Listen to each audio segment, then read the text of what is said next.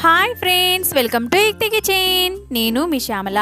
ఈరోజు మన ఎక్తి కిచెన్లో ఇవాల్టి రెసిపీ వచ్చేసి బియ్యంతో వడియాలు. బియ్యంతో వడియాలని ఎలా ప్రిపేర్ చేసుకోవాలో ఇవాల్టి వీడియోలో చూసేద్దాం.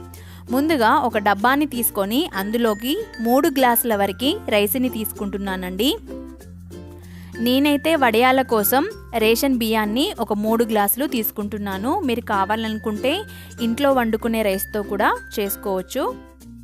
రేషన్ బియ్యాన్ని 3 గ్లాసులు తీసుకున్నాం కదా. ఇప్పుడు ఈ రైస్ని వాటర్ వేసుకొని ఒక 2-3 సార్లు కడిగి తీసుకోవాలి. ఇలా రైస్లోకి వాటర్ వేసేసుకొని చక్కగా రైస్ని కడిగి తీసుకోండి. నేను ఇక్కడ రైస్ని కడిగిన తర్వాత చూపిస్తున్నాను చూడండి. ఈ విధంగా రైస్ని కడిగి తీసుకున్న తర్వాత ఇప్పుడు ఇందులోకి రైసు మునిగేంత వరకు వాటర్ వేసేసుకొని ఈ రైస్ని 3-4 గంటల పాటు నానబెట్టుకోవాలి. చక్కగా 4 గంటల పాటు నానబెట్టేసుకోండి, అలాగే వదిలేయండి. ఇప్పుడు స్టవ్ ఆన్ చేసుకొని స్టవ్ మీద ఒక గంజును పెట్టేసుకోండి. అందులోకి వాటర్ని యాడ్ చేసుకోవాలి. 3 గ్లాసుల రైస్కి 6 గ్లాసుల వాటర్ని యాడ్ చేశానండి. ఇక్కడ చూపిస్తున్నాను చూడండి. 4 గంటల తర్వాత మన రైస్ అనేది చక్కగా నానిపోయిందండి. ఇప్పుడు ఈ రైస్లో ఉన్న వాటర్ని వంపేసి రైస్ని తీసుకోవాలి. ఇక్కడ చూపిస్తున్నాను చూడండి. ఇక్కడ మనకి వాటర్ అనేది మరీ హీట్ అవ్వాల్సిన అవసరం ఏం లేదండి. జస్ట్ అలా మీడియం ఫ్లేమ్లో పెట్టేసేయండి. ఇప్పుడు ఇందులోకి 1 టేబుల్ స్పూన్ వరకు నువ్వులు యాడ్ చేసుకోండి. అలాగే 1 టేబుల్ స్పూన్ వరకు జీలకర్రని యాడ్ చేసేసుకోండి. 1 టేబుల్ స్పూన్ వరకు ఓమాని యాడ్ చేసేసుకోండి. వీటన్నింటిని యాడ్ చేసిన తర్వాత ఒకసారి మొత్తం అంతా కలుపుకోండి.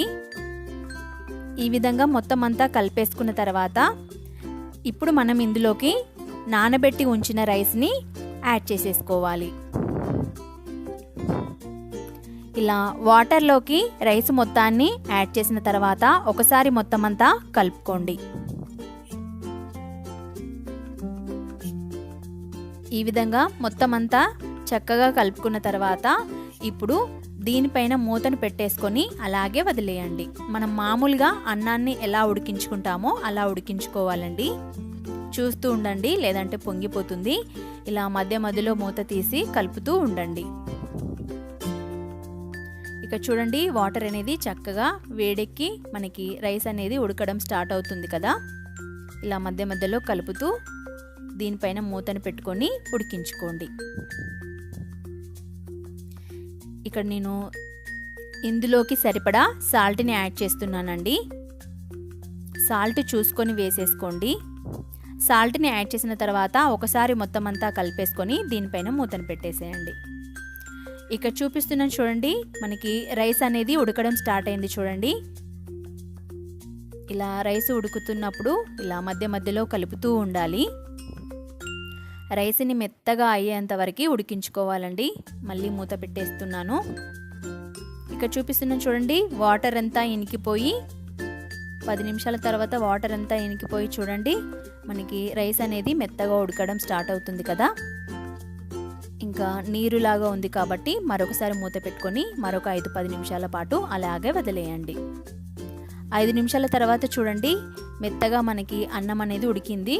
బట్ ఇంకా కాస్త తడిగా ఉంది కదా. మరొక 5 నిమిషాల పాటు మూత పెట్టి అలాగే వదిలేయండి. 5 నిమిషాల తర్వాత చూడండి చక్కగా మన రైస్ అనేది మెత్తగా ఉడికిపోయింది చూడండి. ఈ విధంగా ఉడికించుకుంటే సరిపోతుంది. ఇప్పుడు స్టవ్ ఆఫ్ చేసేసుకొని దీన్ని పక్కనకి దింపేసుకోండి. పక్కకి దింపేసిన తర్వాత అన్నాన్ని పూర్తిగా చల్లార్చుకోవాలండి, లేదంటే చేతులు అనేవి కాలిపోతాయి కదా.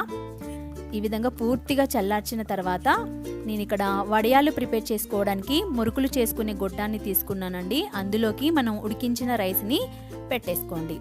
అలాగే నేను స్టార్ బిల్లా పెట్టేశానండి. స్టార్ అయితే మనకి కాస్త లడ్డుగా వచ్చేస్తుంది కదా మురుకులు అనేవి. సో స్టార్ పెట్టేశాను. ఈ విధంగా నేను చూపిస్తున్న విధంగా రైస్ని అందులోకి పెట్టేసుకొని ఈ విధంగా ప్రెస్ చేస్తే మన వడియాలు అనేవి వాటంతట అవే చక్కగా వచ్చేస్తాయండి. చూడండి, మీకు ఇక్కడ వీడియోలో చూపిస్తున్నాను చూడండి. ఈ విధంగా ఈజీగా బియ్యంతో వడియాలని ప్రిపేర్ చేసేసుకోవచ్చండి. ఈ విధంగా మొత్తం పిండి మొత్తాన్ని వడియాల్లాగా ఒత్తేసుకోండి. చూడండి నేను మొత్తం అంతా ఒత్తిన తర్వాత చూపిస్తున్నాను చూడండి.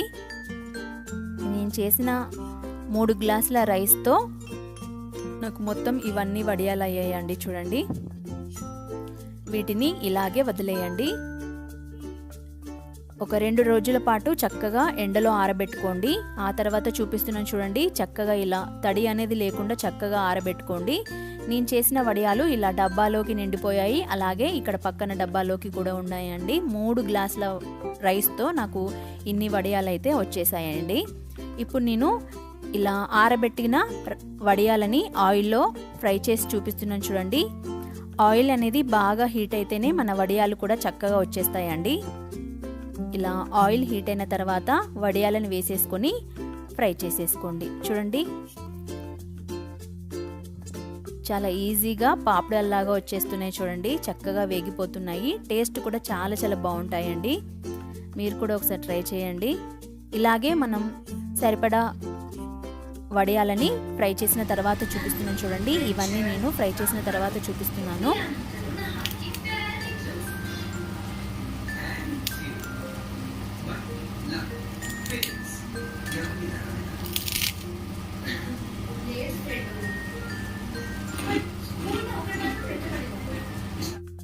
చూశారు కదండి ఇవాల్టి వీడియో. రైస్తో వడియాలని చాలా సింపుల్గా ప్రిపేర్ చేసుకోవచ్చు. టేస్ట్ కూడా చాలా చాలా బాగుంటాయి. అలాగే వీటిని ఫ్రై చేసి ఈవినింగ్ స్నాక్ లాగా కూడా ఇస్తే పిల్లలు ఈజీగా తినేస్తారండి. చాలా చాలా ఇష్టపడతారు.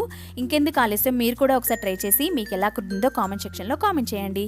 ఈ వీడియో కనుక మీకు నచ్చినట్లయితే ప్లీజ్ లైక్ చేయండి. Thank you for watching.